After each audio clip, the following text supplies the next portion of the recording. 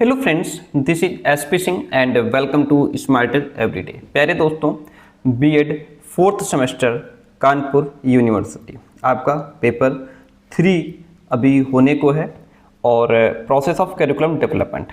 इस क्लास में हम लोग इसके जो शॉर्ट नोट्स हैं, जो वन लाइनर है, वो हमने करवा दिए हैं। इस क्लास में हम लोग चैप्टर वाइज एमसीक्यूज करेंगे, फिर 2021 का प्रीवियस ईयर क्वेश्चन पेपर, 2022, 23, 24 इनका सुपर फास्ट रिवीजन करेंगे। ठीक है, चलिए आइए शुरू करते हैं। और चैप्टर फर्स्ट का पहला क्वेश्चन आपके सामने कहता है, पाठचर्या शब्द का अर्थ क्या है? पाठचर्या शब्द का अर्थ होता है विद्यार्थी का लक्ष्य प्राप्ति का साधन, विद्यार्थी का लक्ष्य प्राप्ति का साधन और दौड़ का मैदान। ये दोनों ही पाठ्यक्रम शब्द के अर्थ हैं, इसलिए ऑप्शन डी राइट हो जाएगा। पाठचर्या के प्रमुख क्षेत्र में शैक्षिक क्रियाएं, पाठ्य सहगामी क्रियाएं, रुचिकार, ये सभी कुछ पाठचर्या में यानी कि विद्यालय के अंतर्गत होने वाली सभी गतिविधियां पाठचर्या में सम्मिलित हो जाती हैं। ऑप्शन डी राइट हो जाएगा। जो हिडन करिकुलम है, प्रच्छन्न पाठचर्या की अवधारणा सबसे पहले फिलिप जैक्सन ने दी थी। किसने दी थी? फिलिप जैक्सन ने दी थी। पाठचर्या का एक भाग है पाठ्यक्रम। पाठ्यक्रम क्या है? ये पाठचर्या का ही एक भाग है। ओके, ये विस्तृत है और ये संकीर्ण है। ठीक है, ये संकीर्ण है। ये क्या है? पाठचर्या ये विस्तृत है क्योंकि इसमें सब कुछ इंक्लूड है। इसमें पाठ्यक्रम में आपकी सिर्फ जैसे सिलेबस सेमेस्टर वाइज चेंज होता रहता है, उस हिसाब से पाठचर्या की प्रभावशीलता किसके द्वारा निर्धारित की जाती है? तो पाठचर्या कितना प्रभावी है ये उसका इवेल्युएशन करने पर, उसका मूल्यांकन करने पर पता चलता है। इसलिए ऑप्शन यहाँ पे ए राइट हो जाएगा। एक पाठचर्या स्कूल का ब्लूप्रिंट या पीआईपी है जिसमें निम्नलिखित के अनुभव शामिल हैं, जिसमें शिक्षार्थी के अनुभव शामिल हैं। पाठचर्या विकास को प्रभावित करने वाले कारक सामाजिक, आर्थिक, वैज्ञानिक, ये सभी कारक पाठचर्या विकास को प्रभावित करते हैं। ऑप्शन डी राइट हो जाएगा। पाठचर्या किस महत्वपूर्ण कारक को प्राप्त करने में सहायता करती है? तो ये उद्देश्य को प्राप्त करने में सहायता करती है। अगला है कोर प्रधान पाठ्यक्रम से क्या तात्पर्य है? कोर प्रधान पाठ्यक्रम से तात्पर्य है ऐसा पाठ्यक्रम जिसमें कुछ विषय अनिवार्य हों और कई विषय ऐसे हों जिन्हें विद्यार्थी अपनी रुचियों के अनुसार चुन सकें, वो कोर प्रधान पाठ्यक्रम होता है। कोर प्रधान पाठ्यक्रम का मुख्य उद्देश्य है समस्त युवकों के व्यक्तिगत एवं सामाजिक समस्याओं से संबंधित अनुभव प्रदान करना, बालकों को वास्तविक समस्याओं को सुलझाने का अनुभव देना, बालकों को वो अनुभव प्रदान करना जो उन्हें समाज का अच्छा नागरिक बनने में सहायता दे। इसलिए ऑप्शन यहाँ पे सारे ही राइट हो जाते हैं। प्रच्छन्न पाठचर्या एक अवधारणा है जिसका प्रयोग उन अबूझी व मौखिक चीजों का वर्णन करने में किया जाता है जिन्हें विद्यालय में छात्रों को सिखाया जाता है, ऐसा ब्लैकबेल डिक्शनरी के अनुसार कहा गया है। प्रच्छन्न पाठचर्या की अवधारणा सबसे पहले 1968 में फिलिप जैक्सन के द्वारा दी गई थी। ठीक है, ऑप्शन ए राइट हो जाएगा। कोर पाठ्यक्रम की विशेषता यह है कि यह पाठ्यक्रम सभी छात्रों की सामान्य आवश्यकताओं की पूर्ति करने का प्रयास करता है। इसमें समय विभाग चक्र लचीला होता है और जो पीरियड होते हैं बड़े बड़े होते हैं। यह पाठ्यक्रम मनोवैज्ञानिक और बाल केंद्रित होता है। इसलिए option D is the right one in this question. Core पाठ्यक्रम की कुछ लिमिटेशंस हैं, जैसे इस पाठ्यक्रम के छात्रों के सभी महत्वपूर्ण अनुभवों को स्थान प्राप्त नहीं होता है। इस पाठ्यक्रम के द्वारा शिक्षण में समय अधिक लगता है। हमारे आज के शिक्षक कोर पाठ्यक्रम द्वारा शिक्षा देने में कुशल नहीं होते। ये इसकी कुछ लिमिटेशंस हैं, कुछ दोष हैं, कुछ कमियां हैं, सीमाएं हैं। अगला पॉइंट कहता है, भारतीय संदर्भ में बालकों के सर्वांगीण विकास हेतु कोर पाठचर्या के अंतर्गत किन तत्वों को महत्व दिया जाता है? तो इसमें बाह्य सृष्टि, सामाजिक वातावरण, कलाएं, हस्तकलाएं, इन सभी तत्वों को महत्व दिया जाता है। कोर प्रधान पाठ्यक्रम समस्या सुलझाने पर बल देता है, इसलिए इसमें विषय एक दूसरे से अलग करके नहीं पढ़ाए जाते हैं, कई विषय एक साथ ही पढ़ाए जाते हैं। इसलिए ऑप्शन ए और बी दोनों ही राइट हो जाएंगे। प्रच्छन्न पाठचर्या की विशेषता यह है कि इसमें प्रायः छात्रों, शिक्षकों और बृहद समाज द्वारा अनजानी व अपरिचित होती है। हिडन करिकुलम विद्यालय संस्कृति से प्रभावित होती है। प्रच्छन्न पाठचर्या की विद्यालय व्यवस्था के समाजीकरण के रूप में समझा सकता है। इसलिए option D is the right one over here. Second chapter देखिए, पाठ्यक्रम के क्रियात्मक पक्ष के अंतर्गत क्या क्या शामिल है? तो इसमें उद्देश्य, अंतर्वस्तु, अधिगम, मूल्यांकन प्रक्रिया, ये सभी कुछ इसमें शामिल है। किसने पाठ्यक्रम के क्रियात्मक पक्ष का अध्ययन किया? फिलिप व टेलर ने पाठ्यक्रम के क्रियात्मक पक्ष का अध्ययन किया। करिकुलम प्रोसेस जो पुस्तक है वो डी.के. व्हीलर ने लिखी है। प्राथमिक और माध्यमिक शिक्षा के लिए राष्ट्रीय पाठ्यचर्या किसने और कब बनाया था? तो ये 1990 में एनसीईआरटी के द्वारा बनाया गया था। पाठ्यचर्या संरचना के प्रमुख कितने सोपान हैं? 5 सोपान हैं।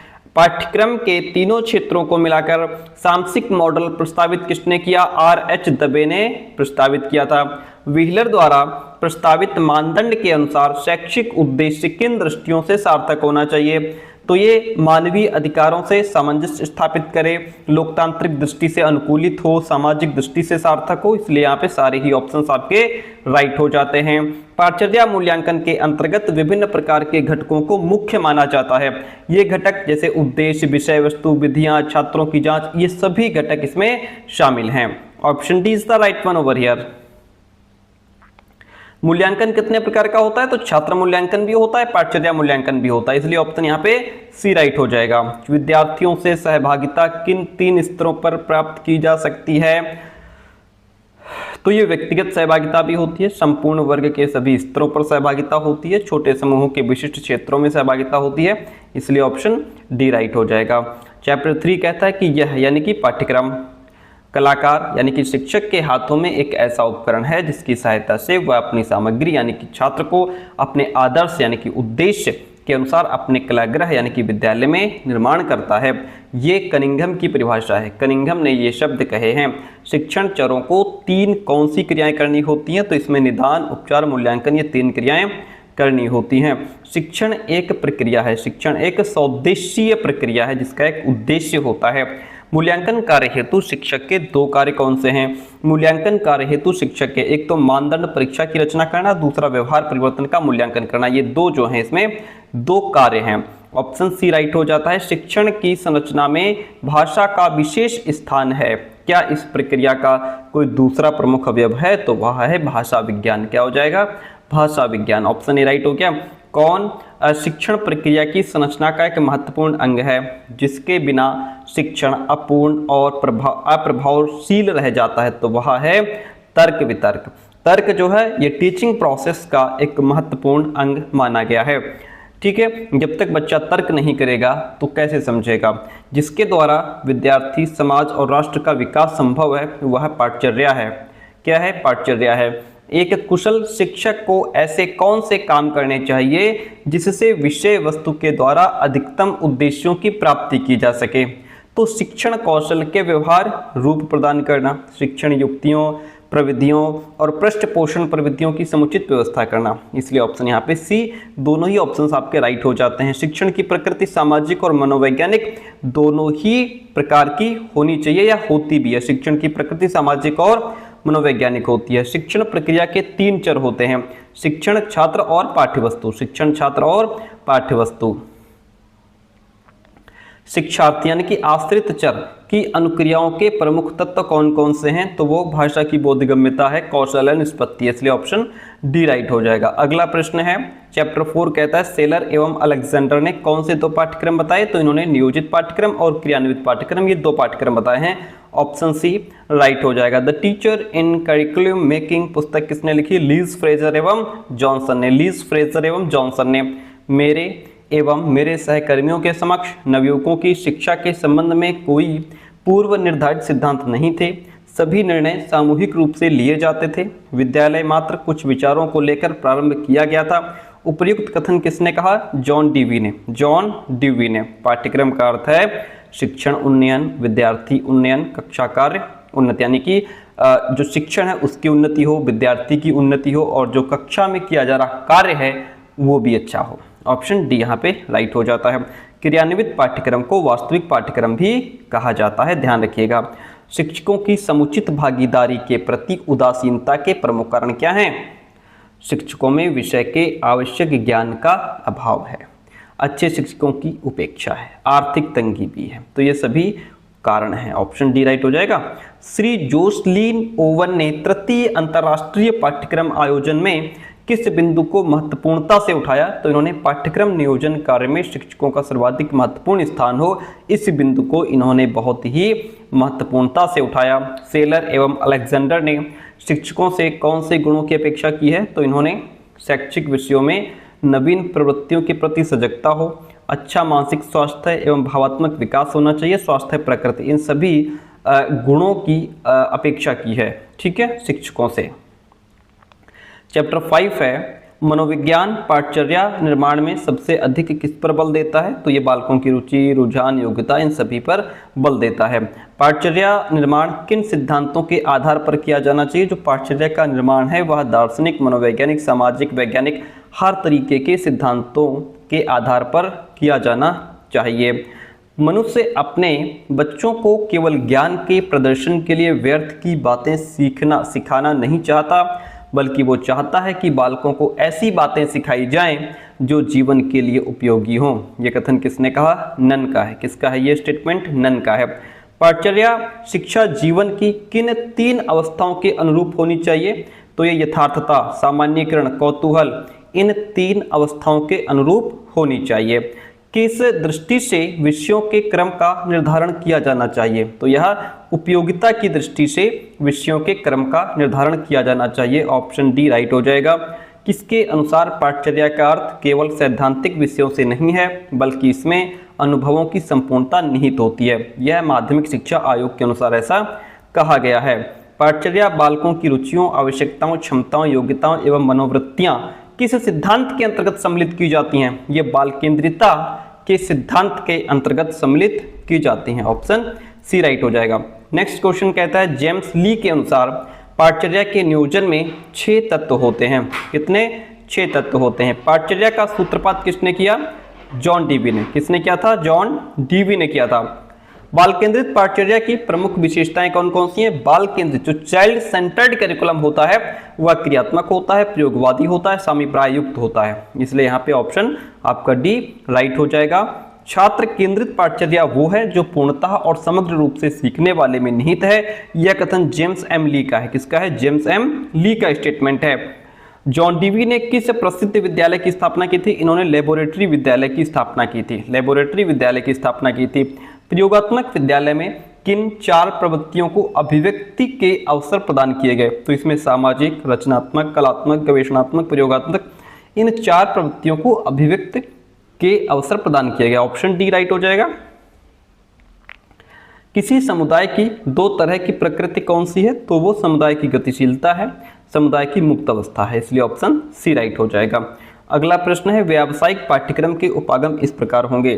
देखिए, भाषा, सामान्य आधार पाठ्यक्रम, स्वास्थ्य और शारीरिक शिक्षा, ये जो है व्यावसायिक पाठ्यक्रम के उपागम जो है वो इस प्रकार होंगे। किस अनुच्छेद के अंतर्गत राज्य के नीति निदेशक तत्व सरकार को सबके लिए प्राथमिक शिक्षा की व्यवस्था करने का निर्देश देते हैं? अनुच्छेद 45। कौन सा अनुच्छेद हो जाएगा?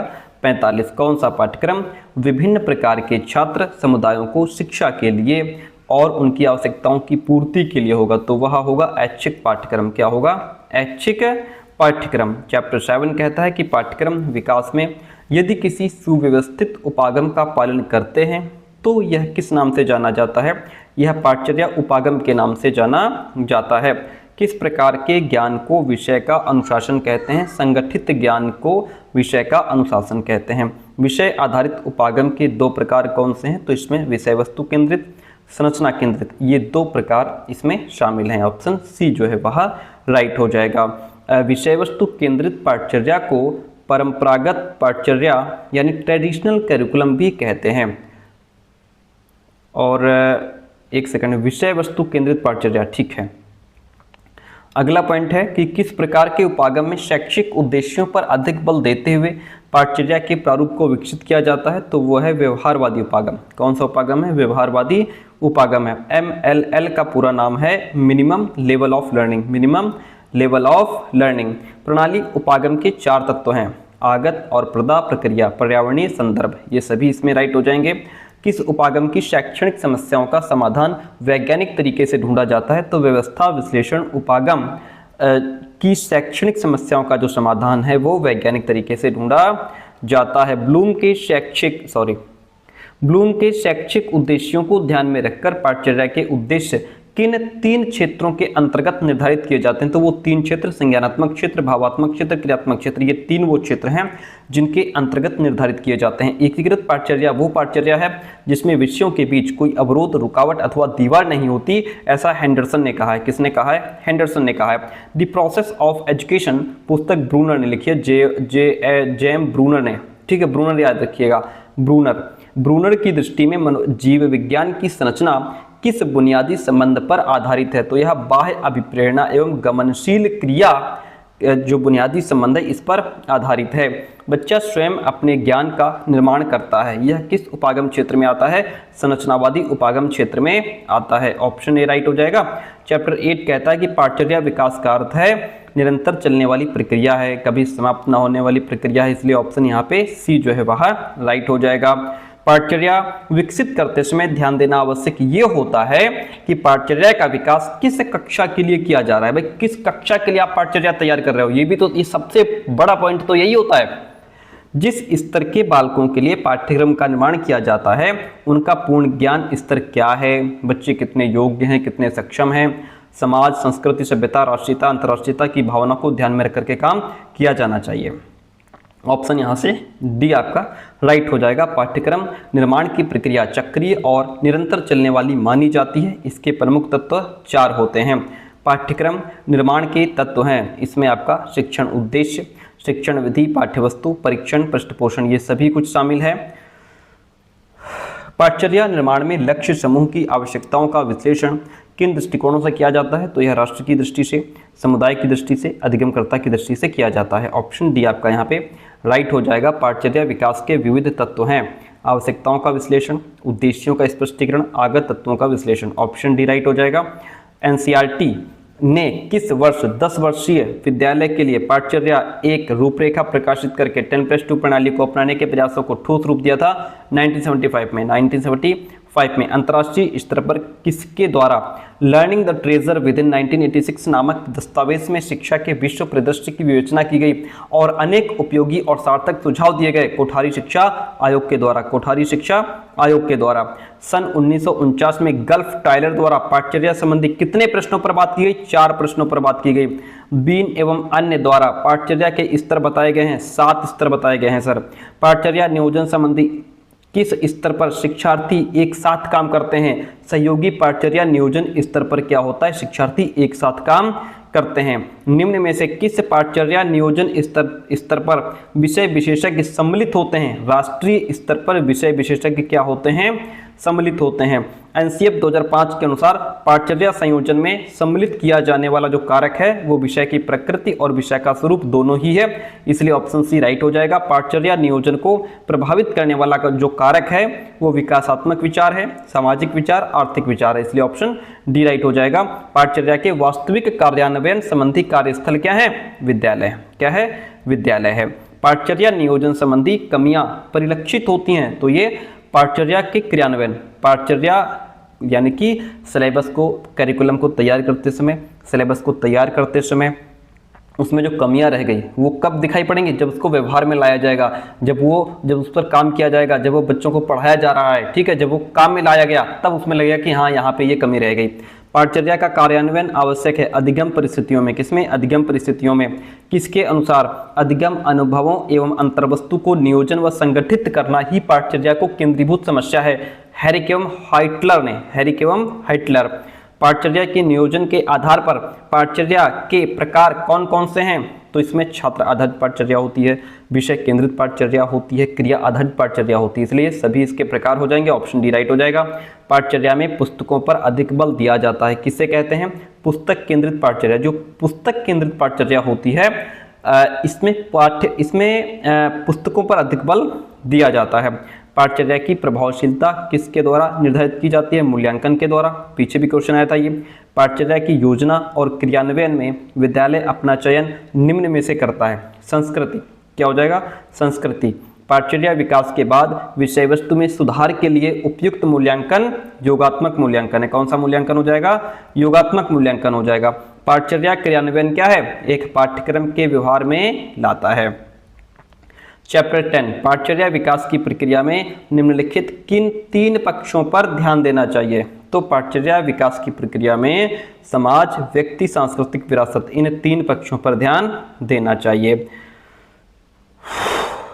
फाउंडेशंस ऑफ करिकुलम पुस्तक द्वारा दर्शन शास्त्र को जीवन की आधारभूत समस्याओं के समाधान के लिए अध्ययन योग्य विषय के रूप में परिभाषित किया एच.टी. जॉनसन ने। किसने किया? एच.टी. जॉनसन ने।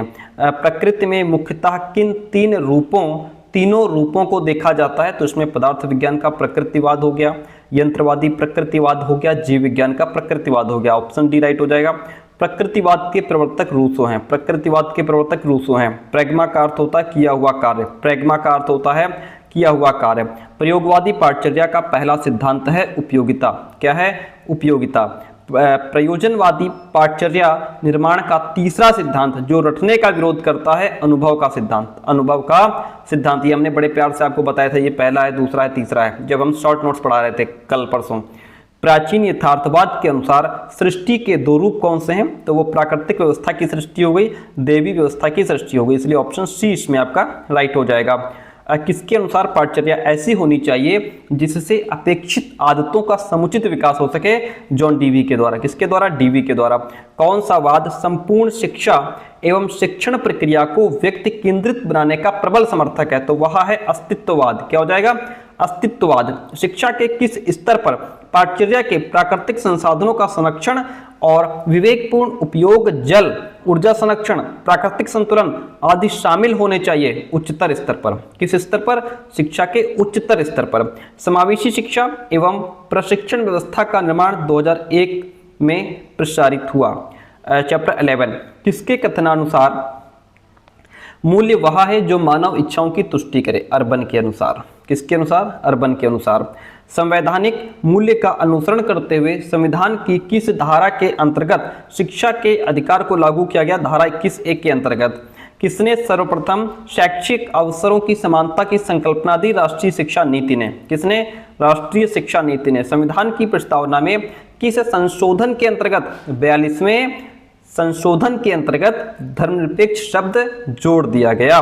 किस धारा के अंतर्गत धार्मिक स्वतंत्रता का अधिकार है? धारा 25 के अंतर्गत धार्मिक स्वतंत्रता का अधिकार है।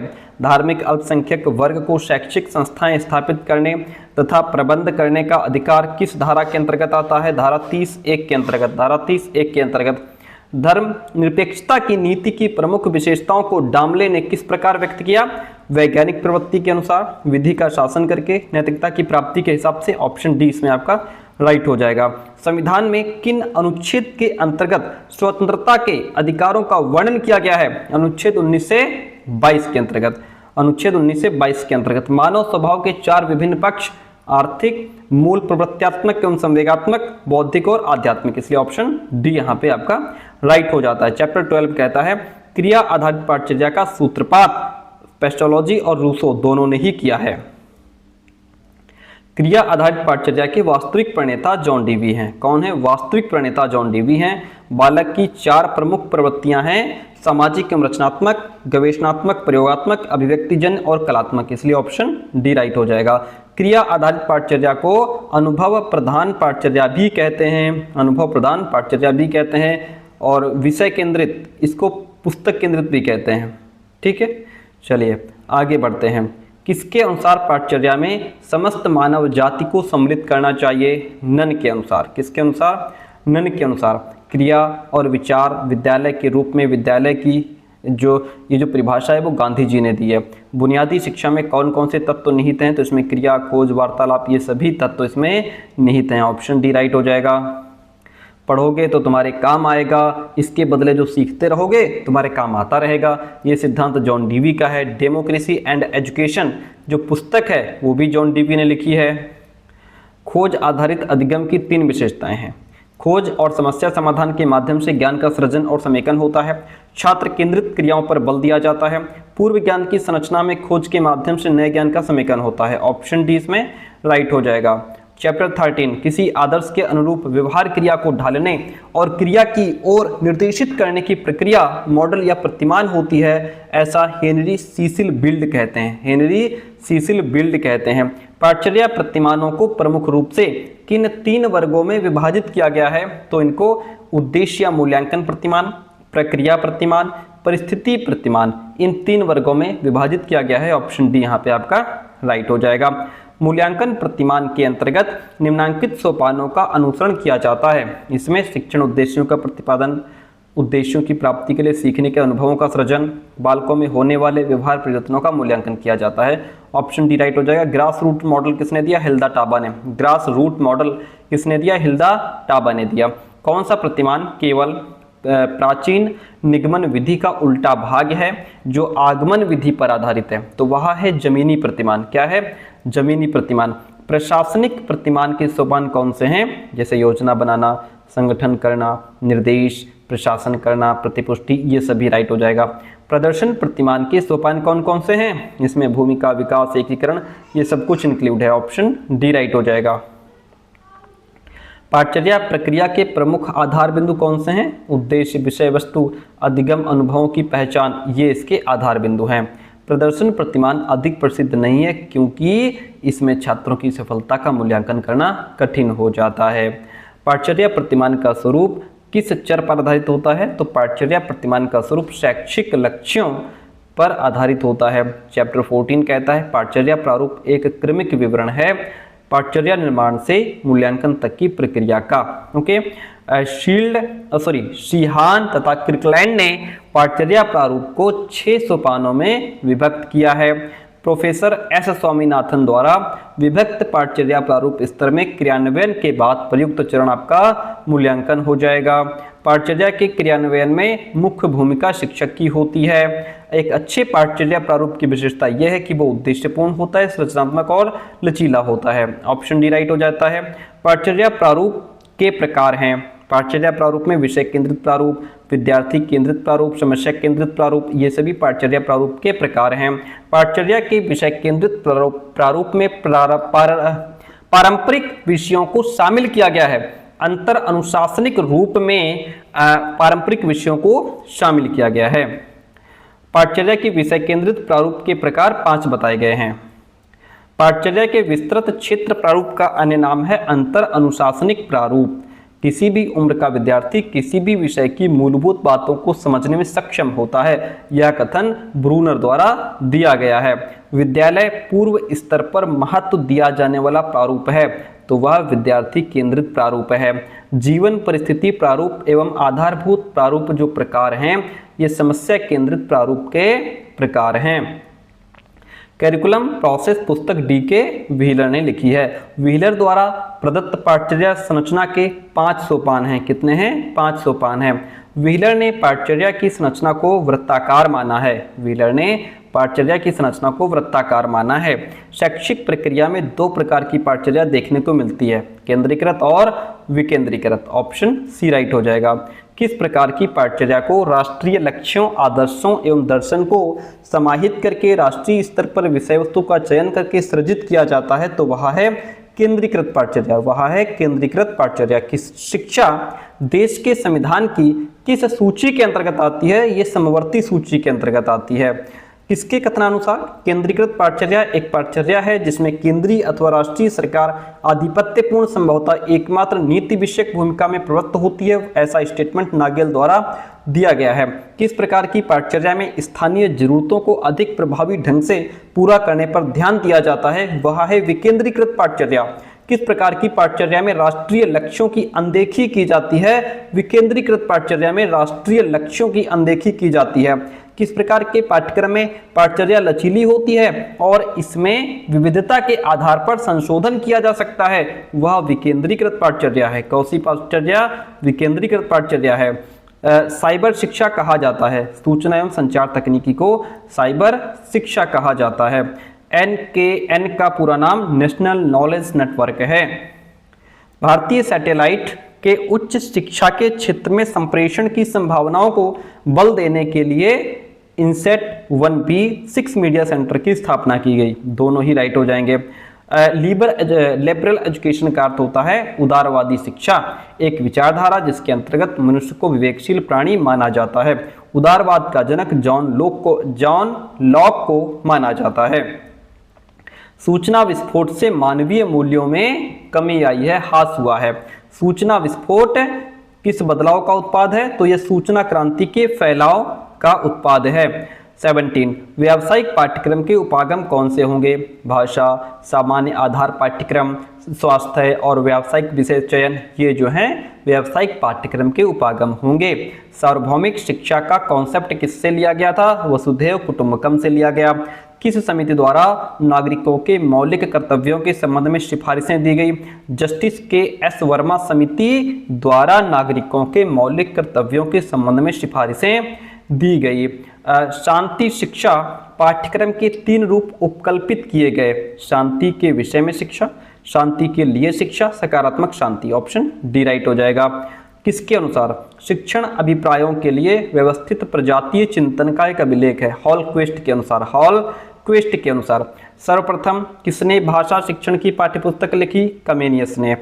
समावेशित शिक्षा का अर्थ है ज्ञानेंद्रिय सामाजिक विभिन्नता के बालक की शैक्षिक आवश्यकताओं की पूर्ति हो, शारीरिक बौद्धिक विभिन्नता से बालक की शैक्षिक आवश्यकताओं की पूर्ति हो, आर्थिक विभिन्नता के बालक की शैक्षिक आवश्यकताओं की पूर्ति हो। ठीक है, इसलिए ऑप्शन डी यहाँ पे राइट हो जाएगा।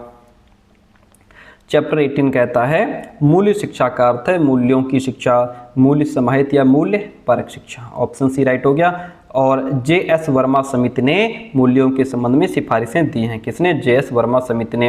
एनसीईआरटी द्वारा स्कूली शिक्षा के लिए कौन से 5 मूल्य सूत्र तैयार किए गए? सफाई, सच्चाई, श्रम, समानता और सहयोग। ऑप्शन डी राइट हो गया। मूल्य परक शिक्षा में किस उपागम पर अधिक बल दिया जाता है? तो इनमें से कोई भी नहीं है। प्रारंभिक शिक्षा स्तर पर राष्ट्रीय पाठ्यचर्या की रूपरेखा 2000 द्वारा दी जाने वाली नैतिक शिक्षा के क्रियाकलाप क्या हैं? विद्यालय सभा का अभ्यास, समूह गायन का अभ्यास, मौन एवं ध्यान साधना का अभ्यास। ऑप्शन डी राइट हो जाएगा। मूल्य शिक्षा से अभिप्राय है जिसमें हमारे नैतिक, सामाजिक, सांस्कृतिक समाहित मूल्य समाहित हों, आध्यात्मिक मूल्य समाहित हों, इसलिए ऑप्शन डी राइट हो जाएगा। श्रम गरिमा का अर्थ होता है श्रम गरिमा की महत्ता को स्वीकार करना। ऑप्शन ए राइट हो जाएगा। ठीक है, अब यहाँ से हम लोग PYQs को डिस्कस करेंगे, है ना। इसमें 2021 का PYQ 22, 23, 24, 400 क्वेश्चन यहाँ से हम लोग कवर करने वाले हैं। इस पूरी वीडियो में हमारे पास 585 क्वेश्चन होंगे। ठीक है, 400 ये प्लस जो चैप्टर वाइज हैं वो मिला करके कुछ लगभग 585 क्वेश्चन हैं। चलिए 2021 का PYQ देखिएगा, सुपरफास्ट ही चलेंगे। 2021 में क्वेश्चन पेपर पूछा गया था संप्रेषण प्रक्रिया के घटक हैं। देखिए प्रेषक एवं माध्यम, संदेश और प्रापक, प्रतिपुष्टि, ये सभी क्या हैं? संप्रेषण प्रक्रिया के घटक हैं। निम्नांकित में कौन जनसंचार का सांस्कृतिक साधन है? रामलीला जो है ये जनसंचार का एक सांस्कृतिक साधन है। शैक्षिक प्रशासन में संप्रेषण के स्तर कितने हैं? संप्रेषण के 3 स्तर हैं। संप्रेषण के 3 स्तर हैं। क्वेश्चन नंबर 4 कहता है कि शब्द सूचना विज्ञान सर्वप्रथम USA में प्रयोग हुआ था। सर्वप्रथम फोटो स्टेट का आविष्कार कहाँ हुआ? तो सर्वप्रथम फोटो स्टेट का जो आविष्कार है इसके कई ऑप्शंस देखने को मिलते हैं। कुछ जगह इसके कुछ किताबों में जर्मनी दिया है और USA दिया है और फ्रांस भी दिया है। ठीक है, तो यहाँ पे हम लोग USA मानेंगे। क्या मानेंगे? USA। Option D. बाकी इसका कमेंट करके आप बताइएगा कि इसका सही और सटीक ऑप्शन क्या माना जाए। कई जगह इसका आंसर अलग अलग है। ठीक है, संप्रेषण एक द्विमार्गी प्रक्रिया है। ज्ञानात्मक उद्देश्यों के 6 प्रकार हैं। ज्ञानात्मक उद्देश्यों के 6 प्रकार हैं। शिक्षा के उद्देश्य क्या हैं? ज्ञानात्मक, भावात्मक, क्रियात्मक, ये सभी शिक्षा के उद्देश्य हैं। यथार्थवाद के लिए अंतिम सत्य क्या है? अनुभव। यथार्थवाद के लिए अंतिम सत्य अनुभव है। हमारे संविधान में आदर्शों की संख्या 4 है। कौन उदाहरण इलेक्ट्रॉनिक मीडिया का नहीं है? जो नाटक है ये इलेक्ट्रॉनिक मीडिया के अंतर्गत नहीं आता। अंग्रेजी में एजुकेशन शब्द जो है यह लैटिन भाषा से लिया गया है। प्रयोगवाद द्वारा प्रमुख बल उपयोगिता पर दिया जाता है। किस पर? उपयोगिता पर। दंडात्मक अनुशासन के आलोचक कौन है? पेस्टोलॉजी, रूसो, डेवी, ये सभी हो जाएगा। उपयोगिता के अनुसार संप्रेषण को 3 स्तरों में बांटा गया है। प्रणाली उपागम है, एक शिक्षा में नई विधि है। मूल्यांकन का प्रयोग सभी बालकों के लिए किया जाता है। शिक्षा मनोविज्ञान जो है यह संपूर्ण शैक्षिक प्रक्रिया में हेल्पफुल है। शिक्षण प्रतिमान अनुदेशन की रूपरेखा है। पाठ्यक्रम निर्माण के सूत्र क्या हैं? मूल्यांकन प्रणाली, शिक्षा प्रणाली, शिक्षा के उद्देश्य, ये सभी पाठ्यक्रम निर्माण के सूत्र हैं। विकासात्मक प्रतिमान विकसित किया गया जीन पियाजे द्वारा। अगला प्रश्न कहता है कि सूझ प्रतिमान किसके द्वारा दिया गया? प्लेटो के द्वारा। बुनियादी शिक्षण प्रतिमान की विकसित किया गया था, तो यह आपका किया गया है रॉबर्ट ग्लेसर द्वारा। किसके द्वारा? रॉबर्ट ग्लेसर द्वारा। आगमन प्रतिमान विकसित किया गया हिल्डा टाबा द्वारा। सामूहिक अन्वेषण प्रतिमान किसका है? जॉन डीवी और किलपैट्रिक, इन दोनों का ही है। आधुनिक शिक्षण प्रतिमान की खोज GBR जॉइस ने की है। औपचारिक शिक्षा का अर्थ होता है विद्यालय में दी जाने वाली शिक्षा। शिक्षा संस्थापक से अभिप्राय है व्यवहार का परिवर्तन। प्रबंधन की प्रकृति कला और विज्ञान दोनों ही प्रकार की होती है। दार्शनिक सिद्धांतों के अनुसार अनुशासन के 4 प्रकार बताए गए हैं। प्रबंधन का लक्ष्य है नियंत्रण, विकास और निरीक्षण, इसलिए ऑप्शन डी राइट हो जाएगा। बहुत कंसंट्रेट होकर के पढ़िएगा, नहीं तो आप पकड़ नहीं पाएंगे। पाठ्यक्रम विकास शिक्षा की प्रक्रिया पर आधारित होता है। पाठ्यक्रम संरचना का आधार दार्शनिक, दर्शनशास्त्र, मनोविज्ञान, समाजशास्त्र, ये सभी पाठ्यक्रम संरचना के आधार हैं, इसलिए ऑप्शन डी राइट हो जाएगा। ठीक है, शिक्षा एक त्रिपदी प्रक्रिया है, किसने सिद्ध किया? BS ब्लूम ने। पृष्ठपोषण के प्रकार हैं। पृष्ठपोषण जो फीडबैक है हमारा, वो धनात्मक और ऋणात्मक दोनों ही प्रकार का हो सकता है। संप्रेषण नियंत्रण के आधार मूल तत्व अदा, प्रदा और संसाधक हैं। नीचे मुक्त प्रणाली में कुछ गुण उपस्थित हैं, जो अंतःक्रिया और पृष्ठपोषण, ये सभी प्रकार के गुण उपस्थित हैं। एक बंद प्रणाली है, एक बंद फंदे के समान है, एक यांत्रिक है और आत्मनिर्भर है। उपरोक्त सभी राइट हो जाएंगे। पाठ्यक्रम विषय के पद हैं मूल्यांकन। मूल्यांकन पाठ्यक्रम विषय का पद है। कोठारी कमीशन किस सन में आया? 1964 में। खेल द्वारा शिक्षा किसकी विधि है? फ्रोबेल की। खेल द्वारा शिक्षा विधि जो है वह फ्रोबेल की है। विषय केंद्रित पाठ्यक्रम का दूसरा नाम पुस्तक केंद्रित पाठ्यक्रम है। पाठ्यक्रम आधारित है परीक्षा प्रणाली पर। किस पर? परीक्षा प्रणाली पर। पाठ्यक्रम के शैक्षिक तत्व क्या हैं? अधिगम, शिक्षक, पाठ्यक्रम, ये सभी पाठ्यक्रम के शैक्षिक तत्व हैं। थ्योरी एंड इंस्ट्रक्शन के लेखक हासफोर्ड हैं। थ्योरी एंड इंस्ट्रक्शन के लेखक हासफोर्ड। पाठ्यक्रम की प्रकृति छात्र केंद्रित, शिक्षक केंद्रित, अनुभव केंद्रित, इन सभी प्रकार की होनी चाहिए। पाठ्यक्रम का जो क्षेत्र है वो चारित्रिक, उसका क्षेत्र होना चाहिए चारित्रिक विकास, शिक्षा के उद्देश्यों की प्राप्ति, मूल्यांकन में सरलता होनी चाहिए, इसलिए ऑप्शन डी इसमें आपका राइट हो जाएगा। पाठ्यक्रम संरचना का आधार है मनोवैज्ञानिक, दार्शनिक और सामाजिक, ऑप्शन डी राइट हो जाएगा। पाठ्यक्रम में वे सब क्रियाएं सम्मिलित हैं जिनका हम शिक्षा के उद्देश्यों की प्राप्ति के लिए विद्यालय में उपयोग करते हैं, ऐसा मुनरो ने कहा था। लैटिन भाषा में कुर्रेर शब्द का अर्थ होता है दौड़ का मैदान। क्या होता है? दौड़ का मैदान। उत्तर प्रदेश के राज्य विश्वविद्यालयों का कुलाधिपति राज्यपाल होता है। यूनेस्को में ई का मतलब एजुकेशनल से है। ई का मतलब एजुकेशनल से है। केंद्रीय प्रवृत्ति का विश्वसनीय माप बहुलांक है। केंद्रीय प्रवृत्ति का अति विश्वसनीय माप जो है वो मध्यमान माना गया है। केंद्रीय प्रवृत्ति के प्रकार 3 बताए गए हैं। और निम्न संख्याओं का मध्यांक क्या होगा? मध्यांक निकालने के लिए हम आरोही या अवरोही क्रम में नंबरों को लिख लें। जैसे यहाँ पे है 2 है तो 2, फिर 3, 4, 5, 6, 8, 9। अब इसमें आप क्या करें? 3 नंबर इधर निकाल दीजिए, 3 इधर निकाल दीजिए, 5 आएगा। क्या आएगा? 5। ठीक है, ये 4 गलत है, इसमें 5 आंसर आपका इसमें राइट हो जाएगा। सांख्यिकी का उपयोग है। सांख्यिकी का उपयोग हम निर्देशन की प्रक्रिया में, शोध की प्रक्रिया में, समूहों की तुलना में किया जाता है। ठीक है, निम्न आंकड़ों का मध्यमान क्या होगा? इनका अगर आप मध्यमान निकालेंगे तो वह 19 आएगा। ठीक है, आप चेक कर लीजिएगा एक बार। सांख्यिकी अनुमान और संभावनाओं का विज्ञान है। किसका विचार है? वोडिंगटन का है। सांख्यिकी को वास्तव में गणना करने का विज्ञान कहा जा सकता है, ऐसा बाउले कहते हैं। कौन कहते हैं? बाउले कहते हैं। RCEM सिस्टम का तात्पर्य है, RCEM देखिए एक RCEM का पूरा नाम क्या होता है? जैसे ये क्वेश्चन कह रहा है कि RCEM सिस्टम का तात्पर्य क्या है, तो RCEM सिस्टम नहीं होता है। RCM हमारा regional college of education Mysore की शॉर्ट फॉर्म है। Regional college of education Mysore, ये इसकी शॉर्ट फॉर्म है। लेकिन यहाँ पे सिस्टम से तात्पर्य क्या है? तो सिस्टम आगे नहीं लगा इसमें आगे सिस्टम नहीं लगा, इसीलिए यहाँ पे इनमें से कोई भी नहीं है ऑप्शन। अगर ये पूछ ले RCEM का पूरा नाम क्या है, तो RCEM का पूरा नाम क्या हो जाएगा? Regional college of education Mysore. ठीक है, इतनी बात क्लियर है? Very good. तो यहाँ पे इनमें से कोई भी नहीं ऑप्शन आपका राइट हो जाएगा। ठीक है, मापन क्या है? मापन मूल्यांकन का ही एक भाग है। मापन क्या है? मापन मूल्यांकन का ही एक भाग है। मापन का क्षेत्र है, मापन का क्षेत्र विस्तृत होता है, मापन का क्षेत्र विस्तृत होता है। उपचारात्मक शिक्षण निदानात्मक शिक्षण के बाद आता है, पहले निदान होता है फिर उसका उपचार होता है। बचाव निदान का उच्चतम स्तर है, किसका विचार है? यह रॉस का स्टेटमेंट है। बचाव निदान का उच्चतम स्तर है, किसका स्टेटमेंट है? रॉस का। मूल्यांकन के उपकरण हैं, मूल्यांकन के उपकरण में अवलोकन प्रविधि, जांच सूची, साक्षात्कार, ये सब कुछ इंक्लूड हो जाता है, इसलिए ऑप्शन डी राइट हो जाएगा। नेक्स्ट है उत्तम शिक्षण की कसौटियां हैं। उत्तम शिक्षण, उत्तम परीक्षण जो होता है उसमें वैधता, वस्तुनिष्ठता, विश्वसनीयता, ये सभी कुछ इंक्लूड होता है, इसलिए ऑप्शन डी राइट हो जाएगा। 2 या 2 से अधिक व्यक्तियों का तुलनात्मक अध्ययन करने की व्यवस्थित प्रक्रिया परीक्षण कहलाती है। यह स्टेटमेंट कार्नबैक का है, किसका है? कार्नबैक का है। ठीक है, इतनी बात क्लियर है, वेरी गुड। आगे बढ़ते हैं। मूल्यांकन क्या है? मूल्यांकन जो है यह गुणात्मक भी होता है, मात्रात्मक भी होता है, इसलिए ऑप्शन सी राइट हो जाएगा। सामूहिक शिक्षा का केंद्र है विद्यालय, जो है यह सामूहिक शिक्षा का केंद्र है। आगे बढ़ेंगे। मूल्यांकन एक प्रक्रिया है, मूल्यांकन एक सतत प्रक्रिया है, निरंतर चलने वाली प्रक्रिया है।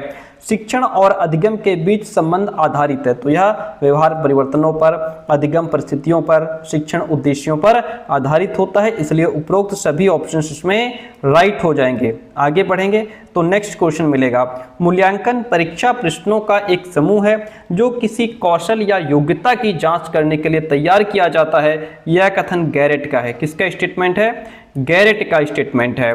एंड नेक्स्ट, शिक्षा मनुष्य की जन्मजात शक्तियों का स्वाभाविक समरूप तथा प्रगतिशील विकास है, ऐसा पेस्टोलॉजी कहते हैं। किसने कहा? विशाल बहुमत के अंतिम विश्लेषण के अनुसार अध्यापक क्या और कैसे पढ़ाएं की शक्तिशाली निर्धारक पुस्तक है। ठीक है, ये HR डगलस का स्टेटमेंट है, किसका स्टेटमेंट है? HR डगलस का स्टेटमेंट है। हर्बर्ट आयाम में कितने पद होते हैं? हर्बर्ट आयाम में 5 पद होते हैं। मुख्य सार्वभौमिक मूल्य क्या है? सत्य एवं सदाचार, शांति एवं प्रेम, अहिंसा, ये सभी क्या हो जाएंगे? मुख्य सार्वभौमिक मूल्य हो जाएंगे, इसलिए ऑप्शन डी राइट हो जाएगा। साइट का पूरा नाम क्या है? साइट का पूरा नाम सैटेलाइट इंस्ट्रक्शन टेलीविजन एक्सपेरिमेंट है।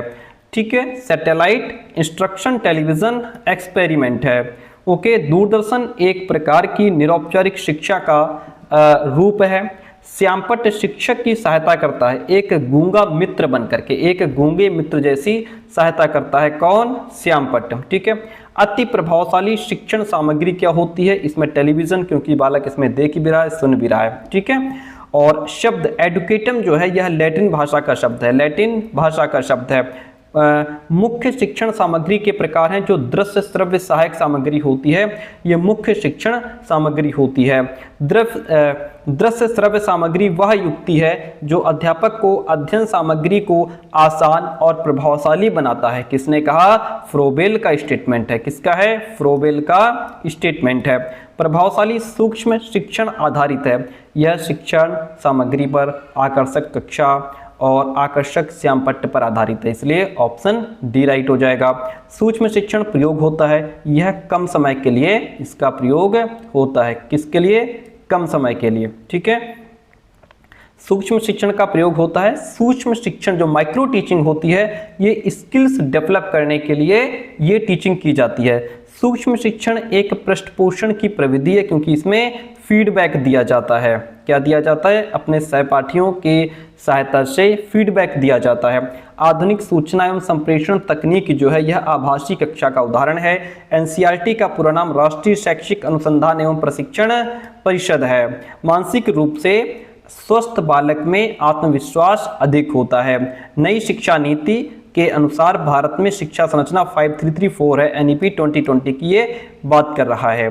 ठीक है, राष्ट्रीय पात्रता परीक्षा नेट का आयोजन जो है वह विश्वविद्यालय अनुदान आयोग यानी कि UGC के द्वारा किया जाता है। इलाहाबाद विश्वविद्यालय किस प्रकार का विश्वविद्यालय है? यह एक केंद्र शासित विश्वविद्यालय है। क्या है? केंद्र शासित विश्वविद्यालय। पॉइंट, निम्नांकित में से कौन सा कारक राष्ट्रीय एकता में बाधक नहीं है? राष्ट्रीयता, वसुधैव कुटुंबकम का अर्थ है अंतर्राष्ट्रीय भावना। क्या हो जाएगा? अंतर्राष्ट्रीय भावना। शैक्षिक प्रशासन में संप्रेषण का अवरोध है क्या? आर्थिक बाधा में। जो शैक्षिक प्रशासन है आर्थिक बाधा में, प्रशिक्षित व्यक्तियों का अभाव होता है, शिक्षकों में रुचि का अभाव होता है, तो इसलिए यहाँ पे ऑप्शन आपका जो डी है वह राइट हो जाएगा। आईसीटी है, यह इंफॉर्मेटिव कम्युनिकेशन टेक्नोलॉजी है। आईसीटी इंफॉर्मेटिव या इंफॉर्मेशन कम्युनिकेशन टेक्नोलॉजी है। इतनी बात क्लियर। सीसीटीवी का पूरा नाम क्लोज सर्किट टेलीविजन होता है, ठीक है, क्लोज सर्किट टेलीविजन। डब्ल्यूडब्ल्यू का पूरा नाम वर्ल्ड वाइड वेब होता है। इतनी बात क्लियर है, वेरी गुड। आगे बढ़ते हैं। तो यहाँ तक हमारा 2021 का जो क्वेश्चन पेपर था वो कंप्लीट हो गया। 2022 का क्वेश्चन पेपर देखिएगा। फर्स्ट क्वेश्चन है, एडम्स के अनुसार अनुशासन के 3 प्रकार हैं। कितने हैं? 3 प्रकार हैं। शिक्षा की त्रिपदी प्रक्रिया संबंधित है BS ब्लूम से। ब्लूम के अनुसार ज्ञानात्मक उद्देश्यों के वर्गों की संख्या 6 बताई गई है। सीटेट में ई का मतलब होता है eligibility, central teacher eligibility test. Thorndike के सीखने के सिद्धांत हैं तत्परता का सिद्धांत, प्रभाव, परिणाम का नियम, अभ्यास का नियम, ये सभी थॉर्नडाइक के सीखने के सिद्धांत हैं। अधिगम के प्रमुख अंग हैं शिक्षक, शिक्षार्थी, पाठ्यक्रम एवं अधिगम की परिस्थिति, ये सभी अधिगम के प्रमुख अंग हैं। मूल्यांकन एक ऐसी प्रक्रिया है जिससे सही ढंग से किसी वस्तु का मापन किया जा सकता है। यह कथन गुड्स का है। किसका है? गुड्स का है। शिक्षा का उद्देश्य व्यक्तित्व का उत्कर्ष एवं सहानुभूति अर्थात आत्मा की सर्वोच्च शक्तियों को वास्तविक रूप देना है। किसने कहा? रॉस ने कहा। अधिगम सिद्धांत है, ये मानसिक अनुशासन एवं साहचर्य सिद्धांत, क्षेत्र सिद्धांत एवं कार्यात्मक सिद्धांत का रूप है, इसलिए ऑप्शन सी इसमें आपका राइट हो जाता है। जॉन डीवी की पुस्तक का नाम डेमोक्रेसी एंड एजुकेशन है, ऑप्शन ए राइट हो गया। यह एक विज्ञान है जो प्राणियों तथा मशीनों में नियंत्रण और संप्रेषण की व्यवस्था करता है। किसने कहा? डब्ल्यू वेनर ने कहा है। अभिप्रेरणा की प्रविधियां हैं पुरस्कार एवं दंड, प्रशंसा, निंदा, प्रगति का ज्ञान, ये सभी क्या हो जाएगा? अभिप्रेरणा की प्रविधियां हैं। CSJM विश्वविद्यालय कानपुर जो है यह राज्य विश्वविद्यालय है। कैसा विश्वविद्यालय है? राज्य विश्वविद्यालय है। यशवंत राव सी मुक्त विश्वविद्यालय जो है यह नासिक में है। इग्नू में शिक्षण का जो माध्यम है वो हिंदी और अंग्रेजी दोनों है। इग्नू का पूरा नाम इंदिरा गांधी मुक्त विश्वविद्यालय है। दूरस्थ शिक्षा वह निरौपचारिक शिक्षा के अंतर्गत आती है। दूरस्थ शिक्षा परिषद की स्थापना 1991 में इग्नू के अंतर्गत हुई थी। दंडात्मक अनुशासन के आलोचक डीवी, पेस्टोलॉजी, फ्रोबेल, ये सभी क्या हैं? दंडात्मक अनुशासन के आलोचक हैं। मूल्यांकन एक प्रविधि है। निम्नलिखित में से कौन सा शिक्षा का उद्देश्य नहीं है? धन संग्रह का उद्देश्य, ये शिक्षा का उद्देश्य नहीं है। पृष्ठपोषण आपका जो है धनात्मक ऋणात्मक दोनों ही प्रकार का हो सकता है। गांधी जी जो थे वो प्रभावात्मक अनुशासन के समर्थक थे। पत्राचार पाठ्यक्रम में किसकी आवश्यकता नहीं है? इसमें नियमित कक्षा शिक्षण की कोई जरूरत नहीं है। लैटिन भाषा में डिसिप्लिस शब्द का अर्थ होता है अनुशासन में। क्या होता है? अनुशासन में। निम्नांकित में से कौन सा कारक मूल्यों के निर्माण में सहायक नहीं है? जातीयता जो है यह मूल्यों के निर्माण में सहायक नहीं है। ह्यूमनिज्म शब्द लैटिन भाषा के शब्द होमो से लिया गया है। होमो जो शब्द है इसका मतलब होता है मनुष्य। शिक्षण प्रणाली में उपागम के लाभ हैं। शिक्षण प्रणाली में प्रभावशाली योजना बनाने में, उत्तम नियंत्रण और समन्वय, गुणवत्ता पर नियंत्रण, ये सभी इसमें आपके राइट हो जाएंगे। शब्द मानववाद जो है यह मानव केंद्रित, बाल केंद्रित, शिक्षक केंद्रित सभी प्रकार का है, इसलिए ऑप्शन आपका इसमें डी राइट हो जाएगा। समन्वित शिक्षा में मुख्य प्रक्रियाएं हैं मानकीयकरण एवं संस्था रहित शिक्षा, शिक्षा की मुख्य धारा, समावेश, ये सभी राइट हो जाएंगे। सिस्टम अप्रोच की सीमाएं हैं अधिक धन लगाना, अधिक समय लगाना, ये जो है सिस्टम अप्रोच की कुछ सीमाएं हैं, लिमिटेशंस हैं। शिक्षा का उद्देश्य है ज्ञानात्मक, भावात्मक, क्रियात्मक हर तरीके का डेवलपमेंट करना। प्रणाली उपागम है, एक शिक्षा में नई विधि है। सिस्टम डायनेमिक्स प्रक्रिया के प्रकार 4 हैं। संप्रेषण नियंत्रण के आधारभूत तत्व हैं अदा, प्रदा और संसाधक, ऑप्शन डी राइट हो गया। खेल माध्यम विधि का उद्भावक कौन है? फ्रोबेल। शब्द कीबरनेट्स संबंधित है, ये ग्रीक भाषा से संबंधित है। www का पूरा नाम वर्ल्ड वाइड वेब है। 4 दीवारी के आधार पर प्रणाली को 3 भागों में बांटा जाता है। प्रणाली के मूलभूत तत्व कितने हैं? 4। कार्य केंद्रित पाठ्यक्रम को मान्यता किसने दी? जॉन डीवी ने। किसने दी? जॉन डीवी ने। पुस्तक केंद्रित पाठ्यक्रम का दूसरा नाम विषय केंद्रित पाठ्यक्रम है। थ्योरी एंड इंस्ट्रक्शन पुस्तक के लेखक हार्सफोर्ड हैं। कौन है? हार्सफोर्ड। शिक्षा को मनुष्य एवं समाज का निर्माण करना चाहिए, किसने कहा? डॉक्टर राधा कृष्णन ने कहा है। शिक्षा प्रक्रिया के मुख्य घटक शिक्षक, शिक्षार्थी और पाठ्यक्रम हो जाएगा। शिक्षा से आपका क्या अभिप्राय है? शिक्षा से अभिप्राय है व्यवहार में परिवर्तन, व्यवहार का परिवर्तन। पाठ्यक्रम मानव जाति के संपूर्ण ज्ञान और अनुभवों का सार समझना चाहिए, किसने कहा? फ्रोबेल ने कहा। पाठ्यक्रम का क्षेत्र विस्तृत होता है, पाठ्यक्रम का क्षेत्र विस्तृत है। पाठ्यक्रम के मूल तत्व हैं उद्देश्य, पाठ्यवस्तु, शिक्षण विधियां, ये सभी क्या हैं? पाठ्यक्रम के मूल तत्व हैं। कैरिकुलम एक शब्द है, ये लैटिन भाषा का शब्द है। सहसंबंध जो है वह 4 प्रकार का बताया गया है। निम्न आंकड़े क्या हैं? 10, 20, 30, 40, 50 का मध्यमान क्या हो जाएगा? 10, 20, 2 इधर निकाल दो, 2 इधर निकाल दो, 30 बचा, तो 30 राइट हो जाएगा। ठीक है, मध्यमान का सूत्र क्या होगा? m = sigma x by n। ठीक है, मध्यमान जाना जाता है, मध्यमान अवर्गीकृत आंकड़े और वर्गीकृत आंकड़े दोनों के रूप में जाना जाता है। माध्य किसी वितरण का संतुलन केंद्र है, किसने कहा? माध्य किसी वितरण का संतुलन केंद्र है। यह आपका ऑप्शन जो है, देखिए यहाँ पे आंसर इसका गैरेट भी राइट है, एफसी मिल्स भी राइट है, लेकिन इसके अंतर ये है कि जो बाकी सिलेबस है, ठीक है, बीएड से बाहर का जो सिलेबस है उसमें एफसी मिल्स को माना गया है, लेकिन बीएड का जो सिलेबस है उसमें गैरेट को माना गया है, क्योंकि गैरेट जो है ये भी सांख्यिकी के प्रसिद्ध लेखक हैं और जो बीएड जो सिलेबस है उसमें गैरेट को ही महत्व दिया गया है, इसलिए यहाँ पे हम ऑप्शन इसका गैरेट मानेंगे। क्या मानेंगे? गैरेट मानेंगे। तो देखिए यही अंतर होता है कुछ क्वेश्चंस में कि आंसर उसका 2 हो जाते हैं कई बार, क्योंकि कुछ जगह कुछ सिलेबस में उसको अलग आंसर दिया गया है, और बीएड का अगर पर्टिकुलर सिलेबस की बात की जाए तो इसमें गैरेट को ही सही माना गया है।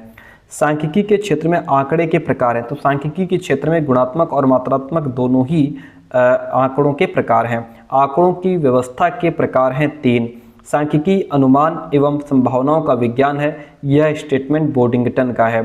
सांख्यिकी स्टेटस से बना है, जो संबंधित है लैटिन भाषा से। सर्वप्रथम सांख्यिकी शब्द का उपयोग 1950 में हुआ। एडुसेट का पूरा नाम एजुकेशनल सैटेलाइट होता है। एडुसेट बी कहा जाता है GSAT-3 को। CBSE का मुख्यालय दिल्ली में है। मापन जो है यह मात्रात्मक है। मापन कैसा है? मात्रात्मक है। मुक्त प्रणाली है, गत्यात्मक एवं लचीली। निरौपचारिक शिक्षा का अर्थ है मुक्त विश्वविद्यालयों में दी जाने वाली शिक्षा। मापन जो है यह एक साधन है, एक प्राचीन धारणा है, एक सामान्य सा शब्द भी है। ऑप्शन डी राइट हो जाएगा। अच्छी परीक्षा की विशेषताएं यह है कि उसमें वैधता होती है, विश्वसनीयता होती है, रुचि का भी मापन होता है। Option D is the right one in this question. बचाव निदान का उच्चतम स्तर है, रॉस ने कहा है। निदान का अर्थ अधिगम संबंधी कठिनाइयों एवं कमियों के स्वरूप का निर्धारण करना है, किसने कहा? गुड ने कहा है। कक्षा में शिक्षक का गूंगा मित्र श्यामपट्ट है। किस प्रकार के शिक्षण कौशल विकास हेतु प्रयोग किया जाता है? सूक्ष्म शिक्षण का प्रयोग स्किल्स को डेवलप करने के लिए किया जाता है। मूल्यांकन के उपकरण हैं, तो इसमें निरीक्षण प्रविधि, प्रश्नावली प्रविधि, साक्षात्कार प्रविधि, ये सभी मूल्यांकन के उपकरण हैं। राष्ट्रीय पात्रता परीक्षा नेट का आयोजन किसके द्वारा किया जाता है? राष्ट्रीय परीक्षण एजेंसी यानी कि NTA के माध्यम से किया जाता है। परीक्षण के प्रकार हैं अध्यापक निर्मित परीक्षाएं, प्रमापीकृत परीक्षाएं, ये दोनों ही परीक्षण के प्रकार हैं। मूल्यांकन परीक्षा प्रश्नों का ऐसा समूह है जो किसी कौशल या योग्यता की जांच करने के लिए तैयार किया जाता है, किसने कहा? गैरेट ने कहा है। ठीक है, सार्वभौमिक मूल्य है, यह सत्य एवं सदाचार, शांति एवं प्रेम, अहिंसा, ये सभी सार्वभौमिक मूल्य हैं, इसलिए ऑप्शन डी राइट हो गया। सहायक सामग्री जो है वह 3 प्रकार की होती है। शिक्षक व्यवहार के सूक्ष्म शिक्षण है, एक पृष्ठपोषण की प्रविधि है। दृश्य श्रव्य सामग्री वो युक्ति है जो अध्यापक के अध्ययन सामग्री को आसान और प्रभावशाली बनाती है, किसने कहा? जूट ने कहा है। मनुष्यों के मध्य अर्थपूर्ण अंतःक्रिया की प्रक्रिया संप्रेषण है, किसने कहा? मैकफॉर्लैंड ने कहा। किसने कहा? मैकफॉर्लैंड ने कहा। सर्वप्रथम शब्द सूचना विज्ञान स्थापित हुआ 1950 में। कब हुआ?